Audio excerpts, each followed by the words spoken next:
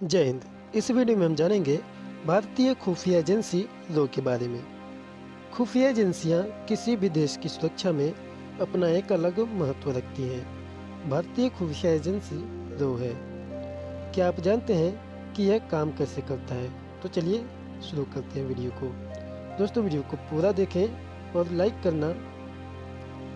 आपने research and analysis wing पर बहुत सी फिल्में देखी होंगी, लेकिन असलियत में इसके बारे में आपको कुछ भी पता नहीं होगा। रो का कानूनी दर्जा भी अस्पष्ट ही है। आखिर क्यों?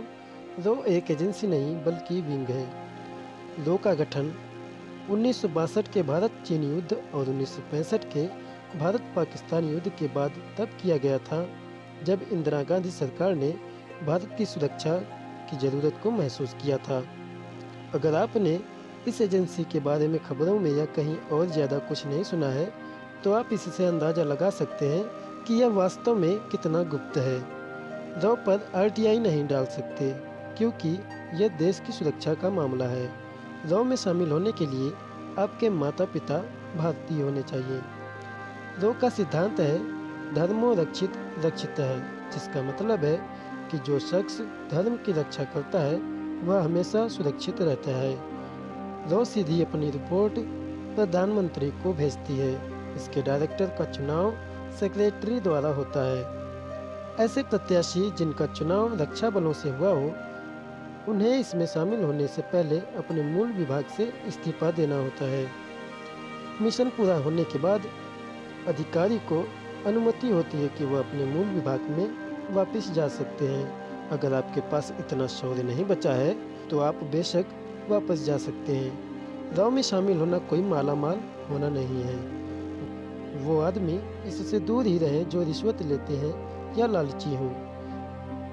सिक्किम को भारत में शामिल होने का श्रेय बहुत हद तक रो को जाता है। रो ने वहाँ के नागरिकों को भारत समर्थक प्रो इंडियंस बनाने में अहम भूमिका निभाई। मिलकर नेपाल, भूटान और बांग्लादेश में 4 रो में शामिल होने का सपना एक राज होना चाहिए, और ये राज किसी को न बताएं। यह एक डेस्क पर बैठकर काम करने वाली नौकरी नहीं है।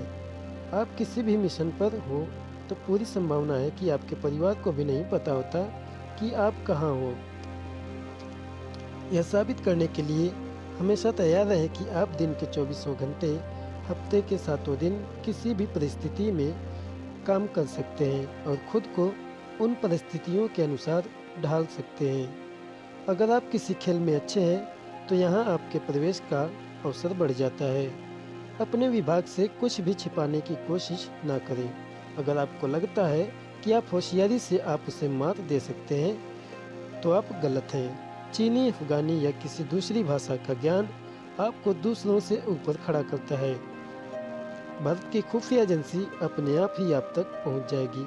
उन्हें ढूंढने की कोशिश मत करिए। एक जासूस के राज उसकी मौत के साथ ही दफन हो जाते हैं। यहाँ तक कि उसकी पत्नी को यह तक पता नहीं होता कि उसका पति एक रो एजेंट है। एक रो जासूस की जिंदगी फिल्मों में दर्शाई गई जासूस की जिंदगी से कहीं भी मेल नहीं खाती, लेकिन जासूसी में अव्वल होते हैं। भारत के परमाणु कार्यक्रम को गोपनीय रखना रो की जिम्मेदारी थी, जिसे कि रो ने बखूबी निभाई थी। रो में ड्यूटी पर तैनात अधिकारी को बंदूक नहीं मिलती। बचाव के लिए ये अपनी तेज बुद्धि का इस्तेमाल करते हैं। रो का गठन अमेरिका के CIA के तर्ज पर किया गया है। इसके ऑफिशियल्स को अमेरिका, UK और इजराइल में ट्रेनिंग दी जाती है।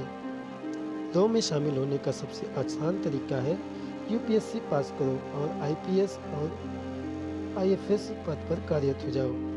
यदि रो का एजेंट दूसरे देश में जासूसी करते हुए पकड़ लिया जाता है तो अपने देश की सरकार ही उनसे पल्ला झाड़ लेती है। उनकी किसी तरह की कोई सहायता नहीं करती, और अंत में जब उनकी दुश्मन देश में मौत हो जाती है तो उनको अपने वतन की मिट्टी तक नसीब नहीं होती। और कुछ ऐसा ही हुआ था भारत के रविंद्र कौशिक के साथ। रो के बारे में एक गजब फैक्ट है। यह कोई परमानेंट जॉब तो नहीं है, लेकिन रो एजेंट की सैलरी 80,000 से 1,30,000 रुपये हर महीने तक होती है। दोस्तों, वीडियो चलो तो वीडियो को लाइक करें और ऐसे ही नॉलेजफुल वीडियो